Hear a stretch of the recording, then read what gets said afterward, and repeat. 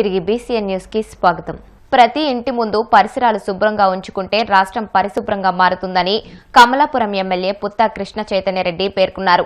కడప జిల్లా చింతకొమ్మదిన్నె మండలంలో పల్లె పండుగ కార్యక్రమంలో ఆయన ముఖ్య అతిథిగా పాల్గొన్నారు. ఈ సందర్భంగా ఆయన మాట్లాడుతూ ప్రతి ఒక్కరూ ఊరు బాగు కోసం పాటుపడాలని కోరారు. గ్రామంలో ఉండే ప్రతి ఒక్కరూ తానే సర్పంచ్ అనే దృక్పథంతో పనిచేసి గ్రామాన్ని పరిశుభ్రంగా ఉంచాలని సూచించారు.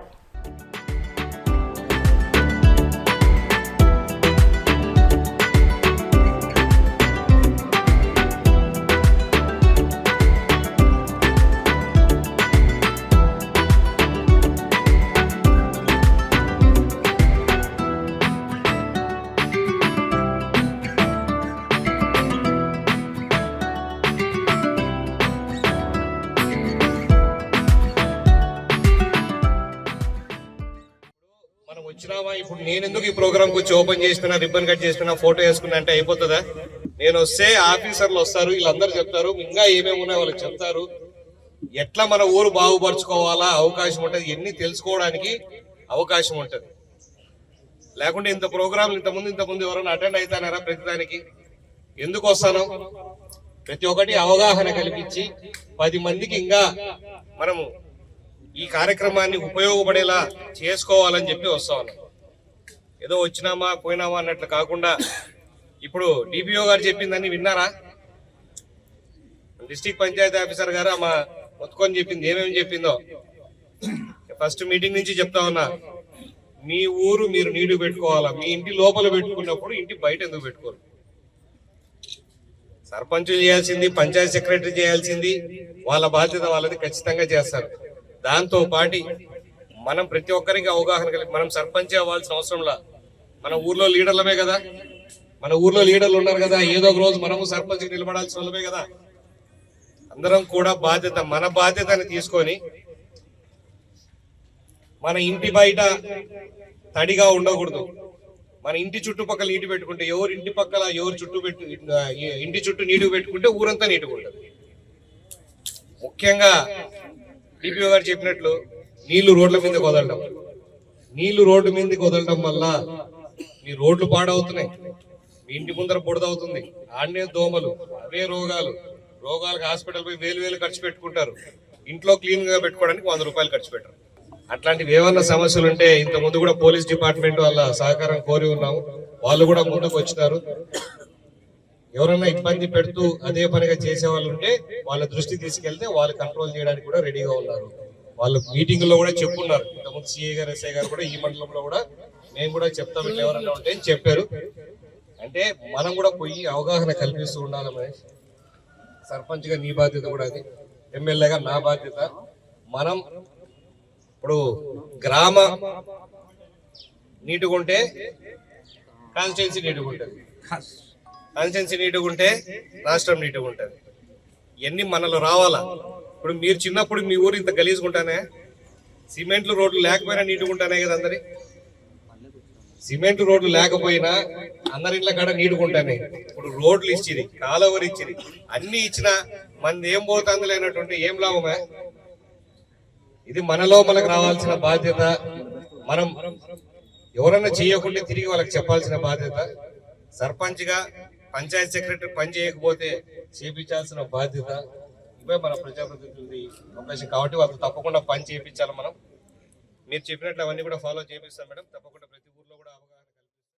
మానవ జీవితం ఉత్తమమైనదని, దీన్ని సత్కార్యాలకు వెచ్చించాలని, తద్వారా సిద్ధించిన పుణ్యఫలమే మన వెంట వస్తుందని ముస్లిం మత పెద్దలు బాబా సైఫుల్లా మౌలానా, ఫరూక్ మౌలానా పేర్కొన్నారు. ఒంగోలు ఉత్తర బైపాస్లోని ప్రభుత్వ ఐటీఐ కళాశాల ఆవరణలో నిర్వహించిన నిజాముద్దీన్ తబ్లిగ్ ఇజ్తేమా సమ్మేళనానికి ఉమ్మడి ప్రకాశం, నెల్లూరు జిల్లాలకు చెందిన ముస్లిం సోదరులు అధిక సంఖ్యలో పాల్గొన్నారు. జాతీయ రహదారిపై వాహన రాకపోకలకు ట్రాఫిక్ అంతరాయం లేకుండా పోలీసులు పటిష్ట బందోబస్తు ఏర్పాటు చేశారు.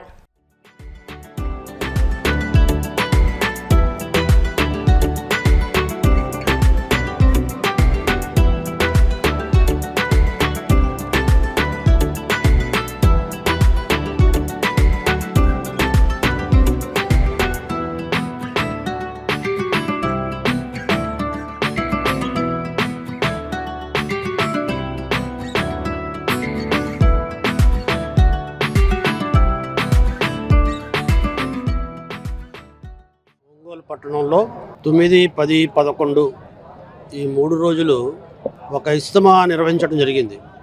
ఇజ్తిమా అంటే ఆధ్యాత్మిక చింతన. కాబట్టి నెల్లూరు ప్రకాశం జిల్లాలో అంటే పూర్వపు కంబైన్డ్ నెల్లూరు ప్రకాశం జిల్లాలో ఉన్న అందరినీ కూడా ఇక్కడ సమీకరించడం జరిగింది. ఈ సమీకరణ అనేది ఒక 6 నెలల నుంచి జరుగుతున్న విధానం. ఇక్కడ ఎక్కడా కూడా ప్యాంప్లెట్లు వేయటం, పోస్టర్లు వేయటం, లేకపోతే వాట్సాప్లో ప్రచారం చేయటం కాకుండా 6 నెలల నుంచి ఆయా మసీదులోకి వెళ్ళి ఆయా ప్రాంతాల్లోకి వెళ్ళి 9, 10, 11ని ఇజ్తిమా ఉంటుందని పిలుపునివ్వటం ఇది ఆనవాయితీగా వస్తున్న విధానం. కాబట్టి ఏదైతే ఇస్లామిక్ ధర్మంలో చెప్పబడిన జీవన విధానం ఉందో దాన్ని మర్చిపోయి ప్రాపంచిక జీవితంలో మునిగి తేలుతున్న ముస్లిం సమాజాన్ని వాళ్ళని జాగృత చేసి ఇహలోక జీవితం సాఫల్యం కాదు, ఇహలోక జీవితంలో దొరికే సుఖాలు కావు, ఇక్కడ దొరికే ప్రతిఫలం కాదు. కానీ ఎవరైతే సృష్టికర్త మనల్ని సృష్టించారో ఆ సృష్టికర్త యొక్క ప్రసన్నత పొందాలి, ఆ విధానాన్ని అనుసరించాలి. ప్రపంచంలో దొరికే అన్నీ కూడా నీకు విధి రాత ప్రకారంగా నీ నుదుట మీద ఏది రాసిందో అది నీకు ప్రాప్తం దొరుకుతుంది. ఈ లోకంలో మన సత్ప్రవర్తన కలిగి మంచి వ్యక్తులుగా ఉండి సోదర భావంతో ఉండి అహింసని ప్రోత్సహించకుండా పరోపకారంతో శాంతియుతంగా అందరినీ సమంగా చూసుకుని సహజీవనం గడుపుతారో అప్పుడే సాఫల్యం పొందుతారు. సత్ప్రవర్తన కలిగిన వ్యక్తులుగా జీవించాలని చెప్పిన దాని విషయాలన్నింటినీ కూడా విడమర్చి అర్థమయ్యే రకంగా చెప్పి ఆ రకమైన ఒక మంచి వ్యక్తిత్వం కలిగిన దైవభక్తితో అల్లా మరి ప్రవక్త ముహమ్మద్ ప్రవక్త సల్లల్లాహు అలైహి వసల్లం గారి మరి చెప్పిన జీవిత విధానం అనుసరించడానికి అనువయ్యే విధానాలని ఇక్కడ చెప్పడం జరిగింది. ప్రకాశం జిల్లా పోలీస్ తరఫున మనం బందోబస్తు ఏర్పాటు చేయడం జరిగింది. ఈరోజు దాదాపు 50,000 మంది రావడం జరిగింది. నిన్న ఒక 25,000, మొన్న ఒక 10,000 దాకా వచ్చారు. ఎక్కడ ఒక చిన్న ఇన్సిడెంట్ జరగకుండా కూడా మనం అన్ని ప్రికాషన్స్ తీసుకున్నాం. సీసీ కెమెరాస్తో మానిటరింగ్ చేయటం, 8 డ్రోన్ల ద్వారా దీన్ని అబ్జర్వ్ చేయటం, ఎక్కడ ట్రాఫిక్ బందోబస్తులు జాగ్రత్తగా ఎక్కడ జామ్ కాకుండా అన్ని ప్రికాషన్ తీసుకున్నాం. యాదాద్రి భువనగిరి జిల్లాలోని బీఆర్ఎస్ కార్యాలయంపై కాంగ్రెస్ నేతలు దాడికి పాల్పడ్డారు. సీఎం రేవంత్ రెడ్డిపై బీఆర్ఎస్ భువనగిరి జిల్లా అధ్యక్షుడు కంచెల రామకృష్ణారెడ్డి ఇటీవల అనుచిత వ్యాఖ్యలు చేశారు. ఈ క్రమంలో బీఆర్ఎస్ కార్యాలయంపై కాంగ్రెస్ శ్రేణులు దాడి చేశాయి. రాష్ట్ర ముఖ్యమంత్రి పట్ల తీవ్ర వ్యాఖ్యలు చేయడం తగదని యువజన కాంగ్రెస్ కార్యకర్తలు ఆగ్రహం వ్యక్తం చేశారు. అనంతరం కార్యాలయం ముందు బైఠాయించి నిరసన తెలిపారు.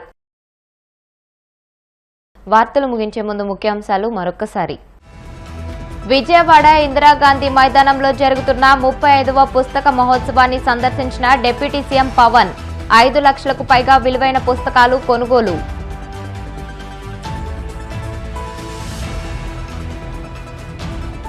సొంతోళ్లకు పయనమైన నగరవాసులు. హైదరాబాద్ విజయవాడ జాతీయ రహదారిపై భారీ రద్దీ.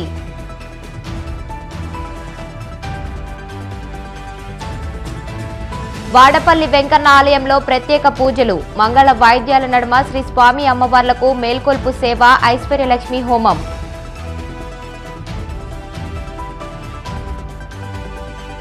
తిరుమల శ్రీవారిని దర్శించుకున్న మాజీ మంత్రి ఆర్కే రోజా. ఆలయ మర్యాదలతో స్వాగతం పలికిన అధికారులు.